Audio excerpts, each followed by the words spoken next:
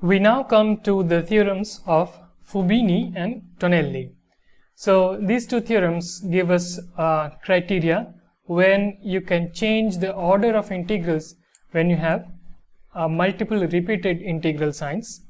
So one can easily construct examples where this order of integration is not allowed. For example, if you take as an example where interchange of order of integration fails,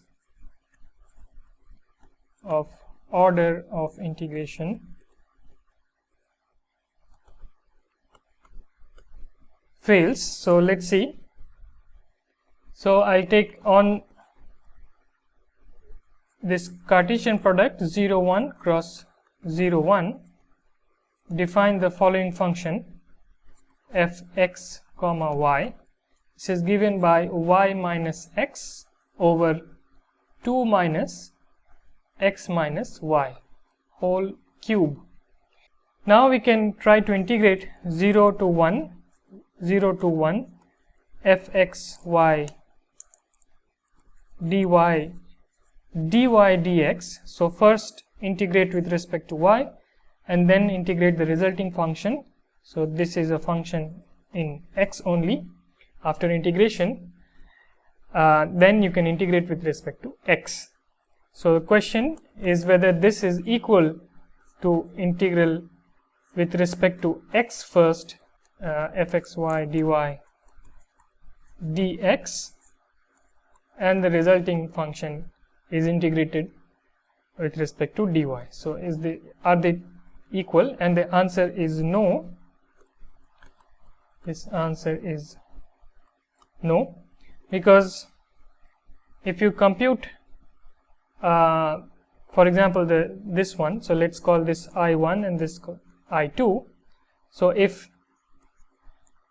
you take I1, this is equal to 0 to 1 y minus x over 2 minus x minus y whole cube dy dx, and the interior integral, if you want to compute it, 2 minus x minus y whole cube with respect to dy, this is equal to y minus 1 over 2 minus x minus y whole square from 0 to 1.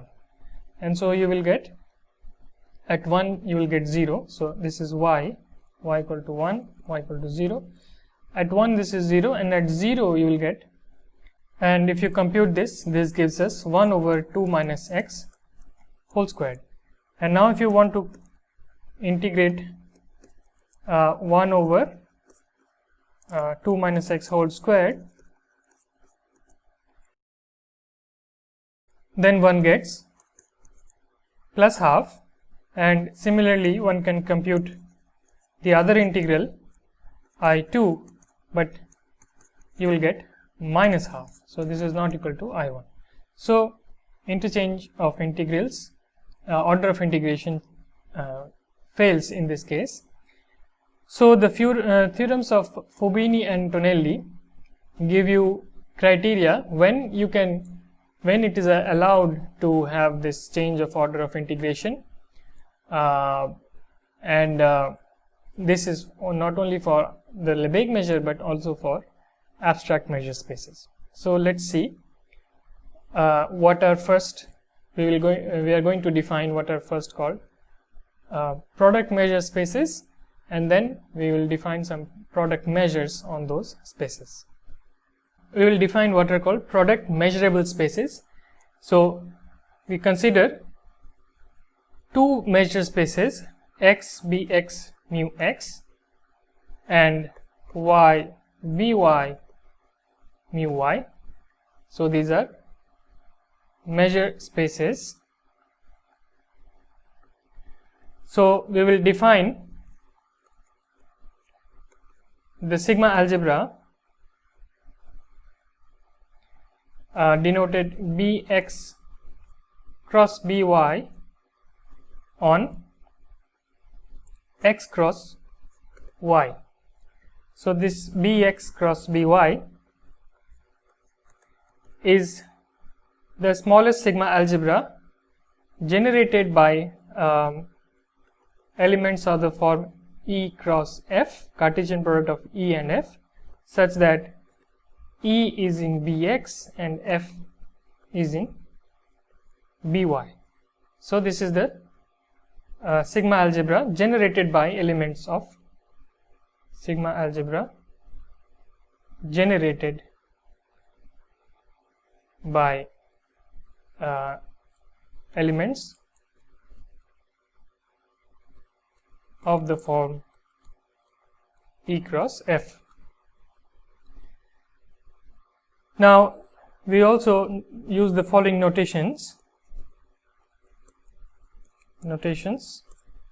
So we denote for x in X the set Ex, which is the set of all y in Y, such that X. So I am assuming here that E is a subset of, so E belongs to Bx cross By. Then we define this set Ex, which is the set of all y such that xy belongs to E. So this is called the section of E at X. Similarly, we can define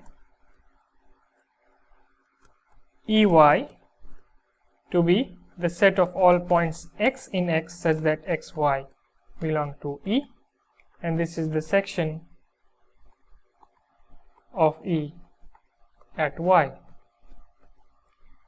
And similarly, if f from is a function on the Cartesian product x cross y, say with real values, is bx cross by measurable, this is a real valued measurable function, then we define the functions fx, this is from the set y to R given by fxy by definition is f of x comma y, and similarly we define fy from x to R. So this is for x in X and this is for y in Y. So fy of x x is equal to f of xy. So note that I am assuming this function to be bx cross by measurable, but I mean it's not a necessary condition. You can still define these functions even when fxy is not measurable. Similarly here, this can just be taken as a subset of x cross y in general, and one can still define these sections Ex and Ey. And similarly we can also drop this condition, can be dropped, and one can still have functions which are defined using by fixing one of the variables and then defining it using x, using f. So we come to the first proposition concerning this product sigma algebra. So let us look at the statement of this lemma.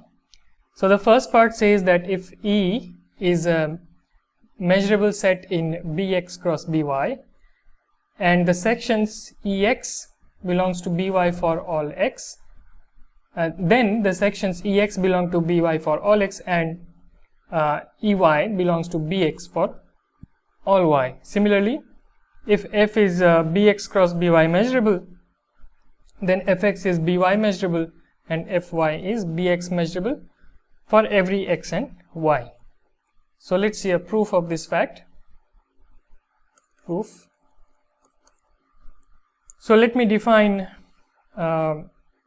sigma. This is the set of all, so let's say A cross rather E in Bx. So these are the collection of sets in Bx cross By such that Ex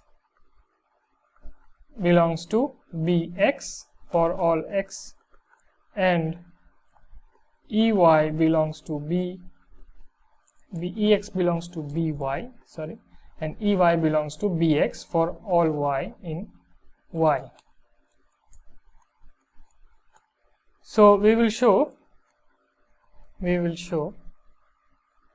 that sigma is a sigma algebra, and since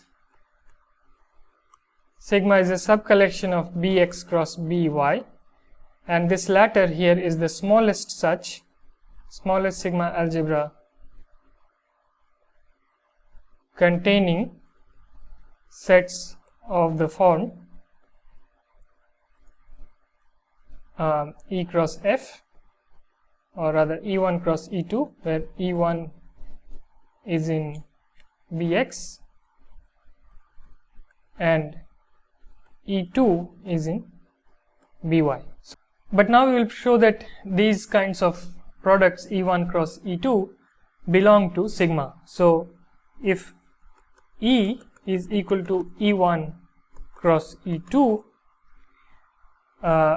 belongs to Bx cross By, then for all x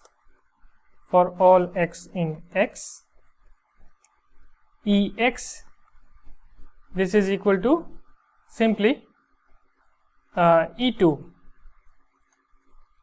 So this is fixed for all x, you will only get E2. And similarly for all y in Y, Ey is E1. And since these belong to By and Bx respectively, so here I am taking Ex, E1 is in Bx, this is in Bx, and E2 is in By. So the sections are simply the other part of the Cartesian products, and so this E belongs to this collection sigma. And since Bx cross By is the smallest sigma algebra containing the sets of this kind of forms, so this implies that sigma will be equal to Bx cross By, provided we show that sigma is a sigma algebra, right? So let's show that sigma is, capital sigma is closed under finite union, countable unions, and as well as complements.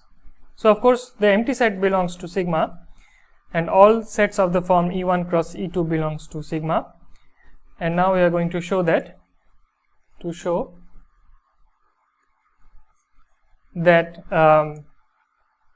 sigma is closed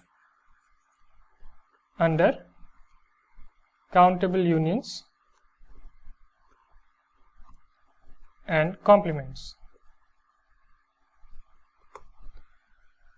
So this is quite easy, because if En are a collection of sets in sigma, then the section of the union n equal to 1 to infinity, the x section, is nothing. So this is the set of all points y in Y, such that xy belongs to the union of these Ens n equal to 1 to infinity. And so if x comma y belongs to the union, this implies that there exists some n for which x y belongs to En, which means that y belongs to En x. So it's the section of this set En, and so this implies that the union En n equal to 1 to infinity, the section of the union, is a subset of the union of the sections. And similarly, one can show the other inclusion. We can show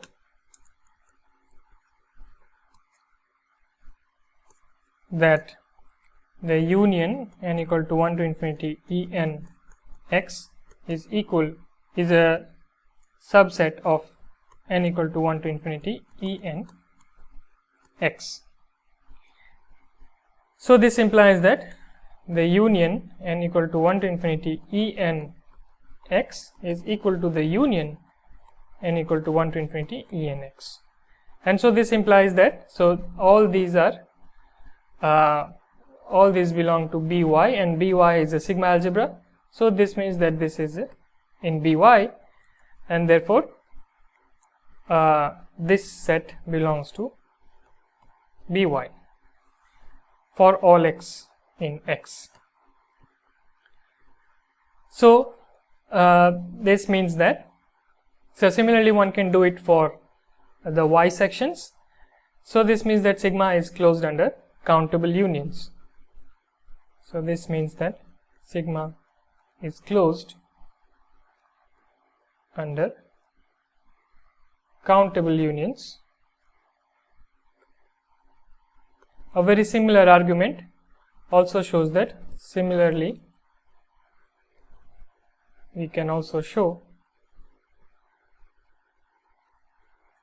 that the section of the complement is equal to the complement of the section for all x in X, and similarly for Y. For all y in X. So this implies that sigma is also closed under complements, and these two things taken together mean that sigma is a sigma algebra, and this is what we wanted to show, to have the equality sigma equals Bx cross By. And so this shows part 1. For part 2, this follows from part 1,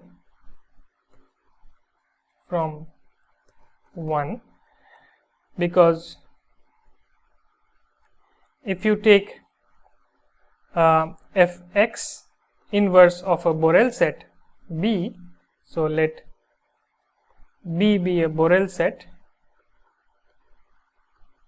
in R, then fx inverse of B is f inverse B of x, and because f is measurable, this belongs to B y from part 1. So first of all, f inverse B belongs to Bx cross By, and then the x section belongs to By from the first part that we have shown, and this is for all x in X. And similarly one can do the y version for this, and we get the result. Now let me remark that if you take x to be Rn and y to be Rm, then the product of the sigma algebras of Lebesgue measurable sets in Rn and those of Rm, this is not equal to the whole Lebesgue algebra for Rn cross Rm. Why? Because even if n equal to m equal to 1, we have elements in the product on the right hand side such that the sections don't belong to the Lebesgue algebra. So for example, we can take E, a subset of X, non-Lebesgue measurable,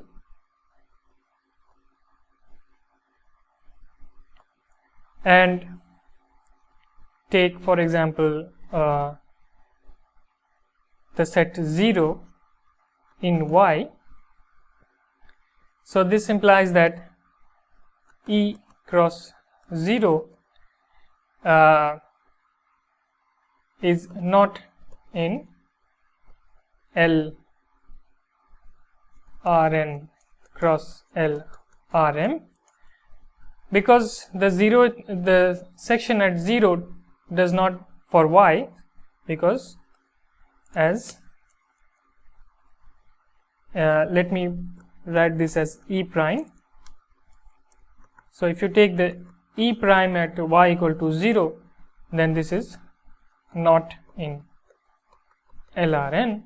So these are both 1 LR, and so this is not in the product algebra, but E prime, the outer measure of E prime is 0. This means that E prime is a Lebesgue null set, and so since this is a complete measure space, E prime belongs to LR cross R. So this shows that there are plenty of other sets for the Lebesgue sigma algebra of the cross product if you compare it with the cross product of the Lebesgue algebras. So there are it's far bigger than the left hand side. On the other hand,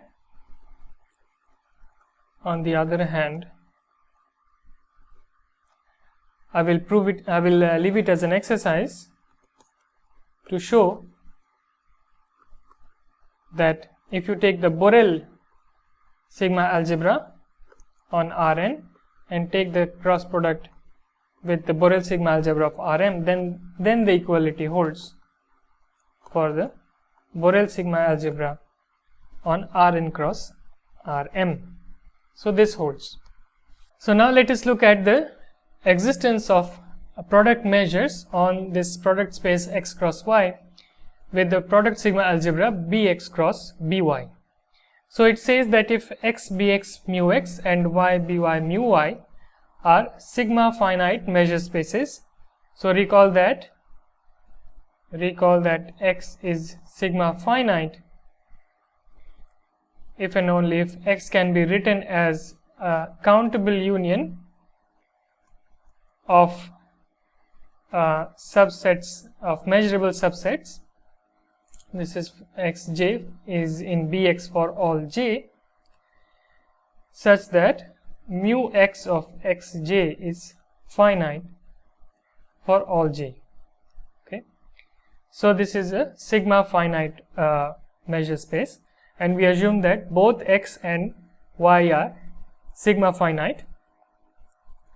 Then there exists a unique measure mu X cross Y, it's denoted mu X cross Y, on this product sigma algebra Bx cross By, such that for any E in Bx and F in By, we have the product formula given by mu X cross Y E cross F is the product of mu X E and mu Y F. So this is the product formula that we have seen for elementary measures, and it also works for Lebesgue measures, and this is the product formula here for Cartesian products, sets which are Cartesian products E cross F. So let's see how this can be proved. So the strategy, the idea is to apply the Hahn-Kolmogorov Kolmogorov extension theorem. So for this we will need two ingredients. One is a Boolean algebra and a pre-measure on that Boolean algebra. So define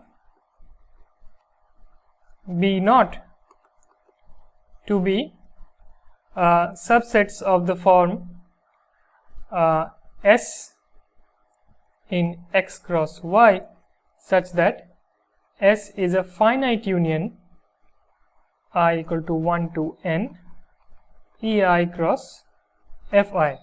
So these are elementary product sets EI cross Fi, and then you take the finite unions of such where each EI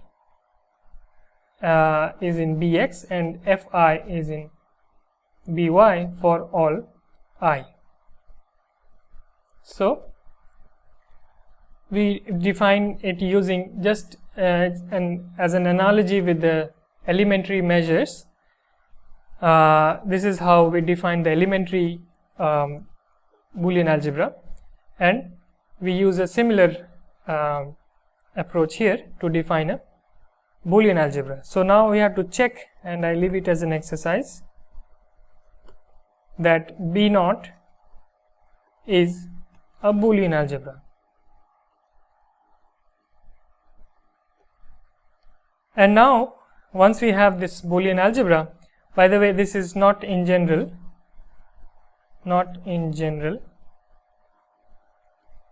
sigma algebra, as we have seen for elementary measures, elementary sets.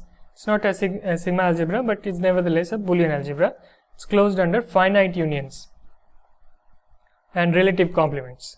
So now we need a pre-measure. Now if you take any subset S, if S is in B0, then S can be expressed, it can be expressed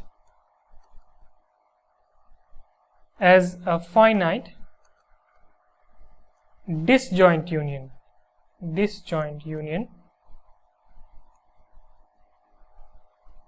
is that S is equal to I equal to 1 to n EI cross Fi, where the sets EI cross Fi intersection EJ cross Fj is empty if and only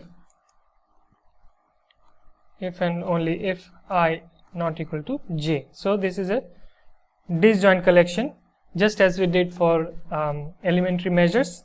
You can also do using similar techniques. You can prove that S can be decomposed in disjoint unions. So once we have disjoint unions, we can try to define a pre-measure. So let's define for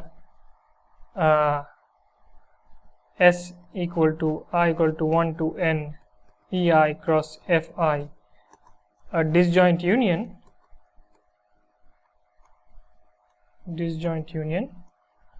mu x cross y of S is by definition the sum I equal to 1 to n mu x EI times mu y Fi. So this is a definition, and now we have to check a few things, which I again will leave as an exercise. The first is that the definition above for mu x cross y S does not depend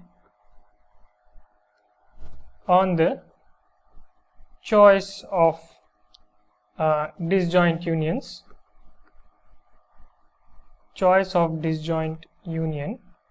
which means that if S is equal to I from 1 to n EI cross Fi, and it is also equal to j from 1 to n prime EJ prime cross Fj prime both disjoint unions. So this is disjoint and this is also disjoint.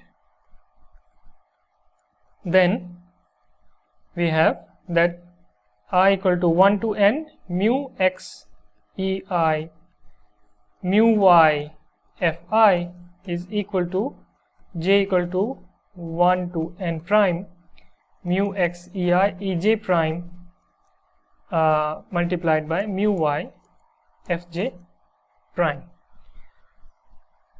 So this is the first thing one should check, that this is not dependent, the definition is unambiguous and does not depend on the choice of the decomposition of S into a disjoint union.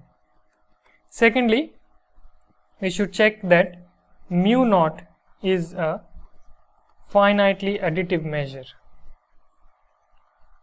Finitely additive measure on B naught. So these two things are not so difficult to check. Just by following what we did for elementary measures, we can show these two results.